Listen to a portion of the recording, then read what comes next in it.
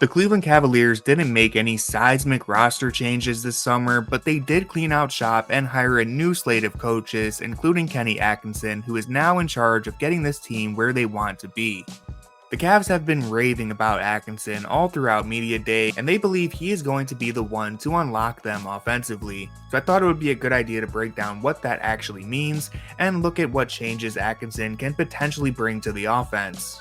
Overall, the Cavs did move the ball well under JB, and they ranked near the top of the league in assists, but things just didn't feel very cohesive for the Cavs. It felt like two players running the show while everyone else was trying not to get in the way. And so this is the first thing that should change under Kenny Atkinson, because he comes from a background that emphasizes player involvement, so I'm expecting that to be one of the key things that change. The next will be pace. The Cavs finished 24th in pace last season and have consistently been one of the slower teams under JB. And this is something we've all wanted to see change, and I'd assume Atkinson will look to achieve that. This team has the tools to run and gun, and it's not as simple as running in transition. This team also needs to get into their half-court sets faster, and so again, player involvement, player inclusion, this should all be key. We don't want the Cavs to continue getting into late clock situations, and you don't want the opposing defense having a chance to set up and build momentum by getting a complete 24-second defensive stop. Stuff like that really galvanizes a team, and the Cavs have just been conceding that momentum for a long time.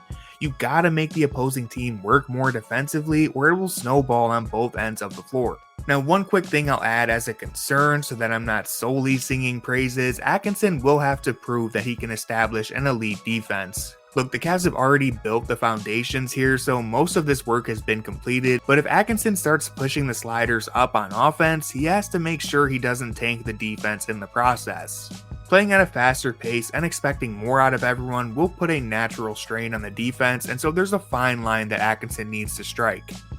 And then lastly, I'd expect Atkinson to place an emphasis on increasing the Cavs' three-point shooting. This of course ties into some of what I already said, but the Cavs gotta get shots up. It's that simple. They actually led the NBA in this department when Garland and Mobley were injured. During that stretch, they went 14-4, and it was really a light bulb moment where everything seemingly clicked into place for this team. The Cavs were running and gunning, everyone was involved, players saw expanded roles, and that stayed true even once Mobley and Garland returned from injury. But then after the All-Star break, it felt like everyone got crammed back into a box, and that was really disappointing. That stretch from December to the All-Star break is super important, and it's something I'd imagine Kenny has spent a lot of time analyzing, because rediscovering that offensive flow should be the goal. And so with that said, let's take a look at some of the sets that Kenny would run in Brooklyn and how we can expect this to translate to the Cavs. And quick shout out to this channel, Buckets Basketball, that put together a montage of Atkinson's favorite sets from his time with the Nets. I'll be using all of that footage, so I really appreciate that person putting all this together. So this first set is pretty simple, and it gives us a look at how Kenny liked to use Jarrett Allen as a screener. Basically, Allen is going to come up, fake the ball screen, and then veer directly into setting a screen for the shooter in Joe Harris. And so with this play, you're hoping to get an easy three-point shot, but we're going to see that even if the shot isn't available, this action can get you into a play with an advantage, which is the whole point of a design set. So look at this example where we see Vucevic is defending the initial screen in drop coverage. And so when Allen veers off to set another screen, he's still going to be way down here below the play. And so when Harris comes off this screen, there's a huge runway for him to attack an opening. We'll see a couple examples of this where the big is in drop and the guard on defense has to overcommit to take away the shot, and so a runway is created. And listen, Joe Harris isn't the best in the world at getting downhill and putting pressure on the rim, but let's say you run this action with Darius Garland as the initiator, and it's Donovan Mitchell coming off of the second screen. Now you're really cooking. And so I think you can run variations of this play with Max Strus and Sam Merrill, anyone who can come off that second screen and fire a quick trigger three-pointer or attack a closeout. This play is a good place to start because it's really what this all boils down to. You want to create these simple advantages for your best players. This next concept is the same idea. It starts with a ball screen, and then you immediately flip this to the big and run essentially a dribble handoff or another ball screen on the opposite side of the floor. And the whole point of this is to get the defense moving. You start the play on one side and cause them to rotate all the way to the other. This first play results in an easy dunk because Alex Len is forced to move around the floor and he can't turn his hips as fast as Jarrett Allen can explode to the rim. And keep a play like this in mind when we talk later about how Mobley and Allen could see expanded roles within the Kenny Atkinson offense.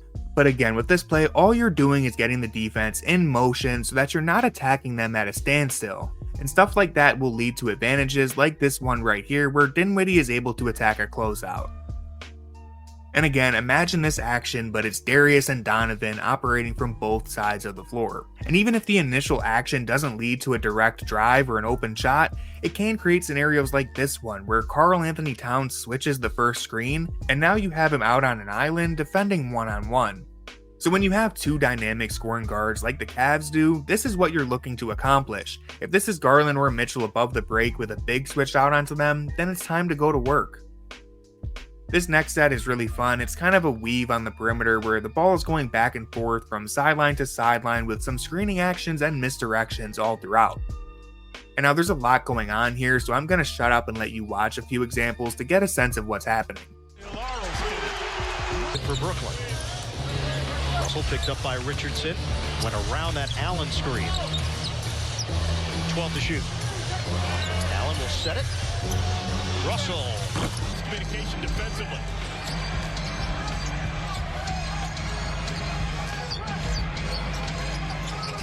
Harris to tie. Okay, so clearly there's so much going on with this play that a defense is bound to give up an edge somewhere, and from there it's all about finding the gap and having the talent to attack it. Now the Nets were able to generate a lot of open 3-point shots off this play, and we know the Cavs have some spacing issues. So let's imagine this is Mobley or Allen above the break setting the screens.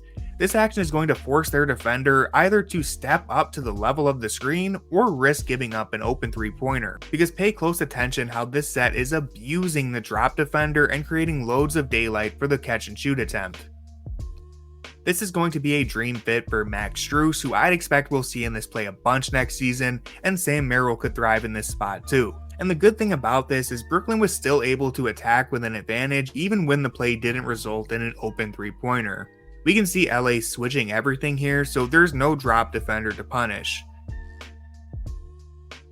But Joe Harris is able to attack a closeout, and again, he might not be the best at applying rim pressure, but if this is Donovan Mitchell, then it's a different story. I think even Max Strus has shown that he can attack a closeout and create plays, so there's a lot of fun stuff that this action can yield with the Cavs personnel. And so there's one more aspect to all of this that we have to discuss, because obviously the Nets were not running a too big lineup in any of these plays, and it's a lot easier to create openings when you have maximized spacing. And so how does this look different with Mobley and Allen out there for the Cavs? That's something Atkinson is going to have to figure out, but I think it's worth noting that the vertical spacing provided by these two is something that could easily be inserted into these sets with one of them in the dunker spot. And it's an area of JB's playbook that I think will be useful for Atkinson. But the thing that's more interesting to me is the potential to have Mobley and Allen operating more above the break. During JB's time as head coach, it felt like Allen and Mobley were really pressed into being traditional big men. We didn't see them expand their games or do too much with the ball outside of the paint. The only time we saw any of that was during that stretch in January when Allen was asked to take on more responsibilities, or in the playoffs when Mobley had to do the same thing against Boston.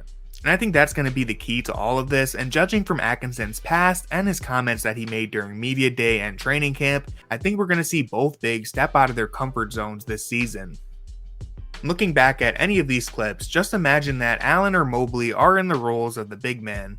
Now Ed Davis and whoever else was playing center for the Nets back then wasn't exactly skilled enough to take their defenders off the dribble. Even Jarrett Allen wasn't very polished at this time in his career. But if you have Mobley or Allen catching the ball in one of these scenarios with a big who is forced to play at the level of the screen to defend the 3-point line, well, now you can have one of them turn and burn to the rim or get downhill and create plays for someone else. Remember that play where Allen takes Len off the dribble for an easy dunk, and this is what I'm talking about. Atkinson mentioned that his goal is to get Mobley downhill as a playmaker and unlock him offensively. So let's imagine on this play where Serge Ibaka is all the way up to the 3-point line defending Davis in case he needs to be at the level of the screen and take away a 3-point shot. But if this is Mobley in place of Davis, who's going against a slower defender this high above the break, it's just another chance for him to turn and burn rather than handing the ball off. So packaging all of this together, these plays not only create advantages for the Cavs guards, but it puts the bigs in positions to potentially create more stuff on their own, because now they aren't stepping on each other's toes in the paint, but they are being used higher up above the break. And then lastly, here's some bonus clips because this one is for the real basketball sickos. This set is just ridiculous. It's the same set that we looked at earlier, but this time it flows into a Spain pick and roll, aka screen the screener action, and the good thing about all of this movement is that there's a million ways to attack the defense.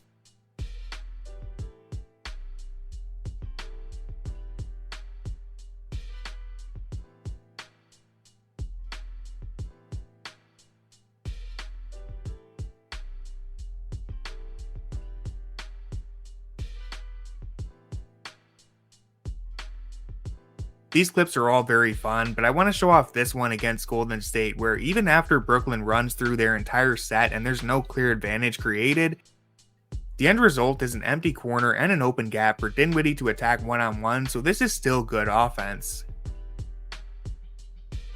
And so concluding all of this, Kenny Atkinson is clearly an upgrade in terms of offensive coaching, and if he's able to implement a layered offense that gets the most out of everyone on this roster, we could really see the Cavs make a leap this season. Of course, there's no way to know for sure until we see it happen, but I'm excited to see what Atkinson can do with this team.